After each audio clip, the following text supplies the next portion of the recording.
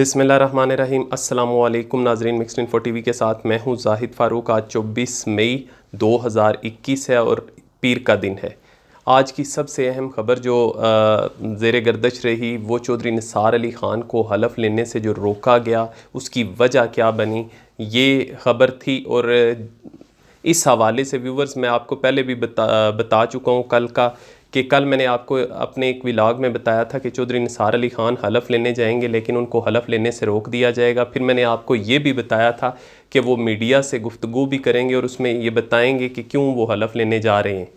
तो ये ख़बर, इससे भी बढ़कर मैं आपको जो ख़बर देना चाहता हूँ वो इमरान ख़ान के हवाले से। इमरान ख़ान, अगर जहांगीर ख़ान तरीन ग्रुप की तरफ से रोड़े अटकाए जाते हैं बजट पास होने में, उनकी हुकूमत ज़ाहिर चली जाएगी, वो तरीक़े अदम एतमाद सवर की जाएगी। तो ऐसे हालात में कौन से डिसीजन लेने हैं, क्या इक़दाम करने हैं, हुकूमत क्या करेगी, हुकूमत का नेक्स्ट स्टेप क्या होगा, इस हवाले से इमरान ख़ान की कोर कमेटी ने सर जोड़कर बैठ गई। और इसमें तलब किया गया ख़ास तौर पे वज़ीर आला पंजाब उस्मान बुज़दार को भी बुलाया गया और उनको भी कुछ ख़ास मशवरे दिए गए इमरान ख़ान की तरफ से और कुछ चीज़ों पर उनसे वजाहत भी तलब की। कौन से उनको मशवरे दिए गए कि अगर उनकी हुकूमत गिरती है तो उन्होंने क्या करना है, अगर बजट नहीं पास करवा सकते तो उन्होंने क्या करना है, जहांगीर ख़ान तरीन के लोगों के साथ किस तरीके से उन्होंने रवाबत रखने हैं या नहीं रखने, ये सारी चीज़ें आज के इस व्लॉग का हिस्सा होंगी। लेकिन अब हम सबसे पहले बात करते हैं चौधरी निसार अली ख़ान के हवाले से।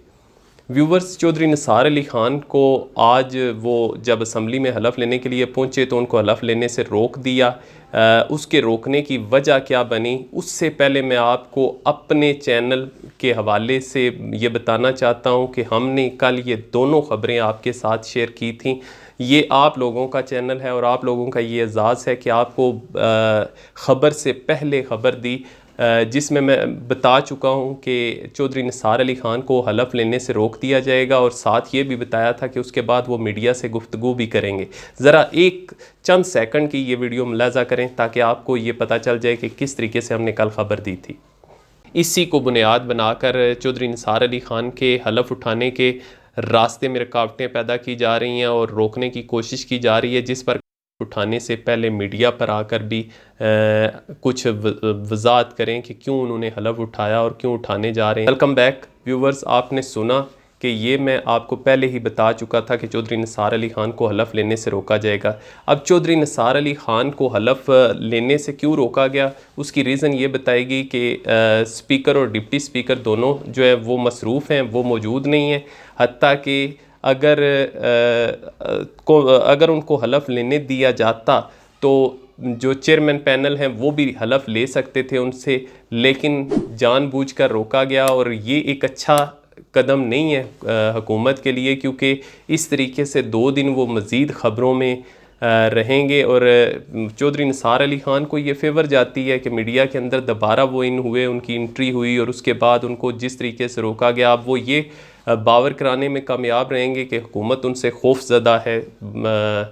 जबकि ये कितनी अहम बात नहीं थी। अगर वो हलफ उठा लेते फिर उन्होंने डॉर्मेंट हो जाना था, फिर उन्होंने डॉर्मेंसी में चले जाना था, खामोश हो जाना था, उसके बाद उनकी ख़बरें जो है वो मीडिया की जीनत ना बनती। लेकिन ख़ुद मीडिया पर की जीनत उनको बनाया गया उनके हलफ से रोके जाने की वजह से। व्यूवर्स, चौधरी निसार अली ख़ान ने मीडिया के साथ गुफ्तगू भी की। उसमें उन्होंने इमरान ख़ान को ये मशवरा दिया कि ठंडा करके खाना चाहिए, ज़्यादा गर्म जो है वो नहीं खाना चाहिए इमरान ख़ान को। और इसके साथ साथ उन्होंने ये भी मशवरा दिया मुफ़ाहमत के हवाले से। उन्होंने कहा कि मैं मुफ़ाहमत की पॉलिसी के साथ हूँ। ये अगर इन दोनों चीज़ों को जोड़ें तो वो एक ही बात बनती है।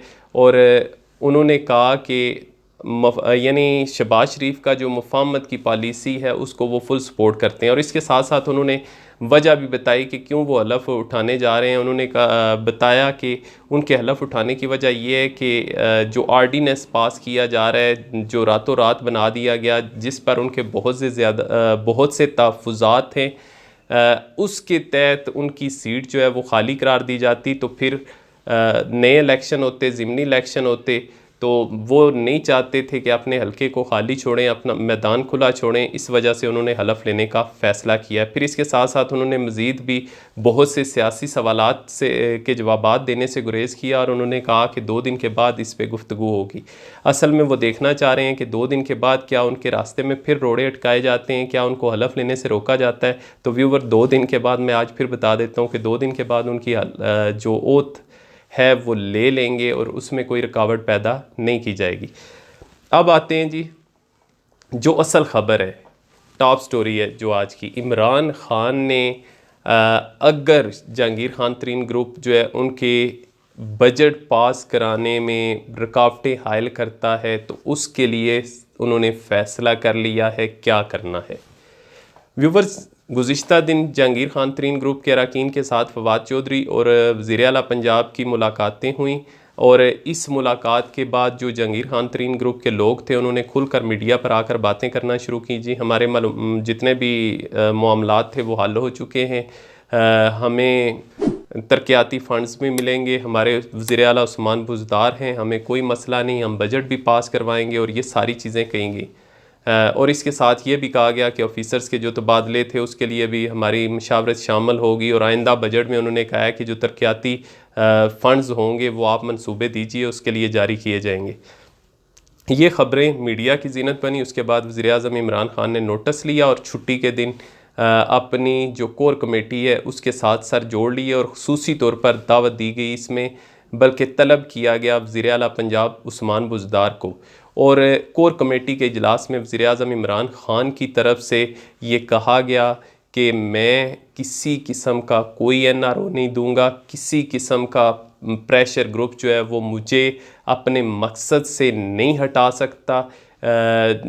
इसके साथ साथ उन्होंने ये भी कहा कोर कमेटी के अरकान से कि आपको इन लोगों से जाके इनकी मिन्नत समाजत करने की और इनसे नरम लहजा इख्तियार करने की ज़रूरत नहीं है।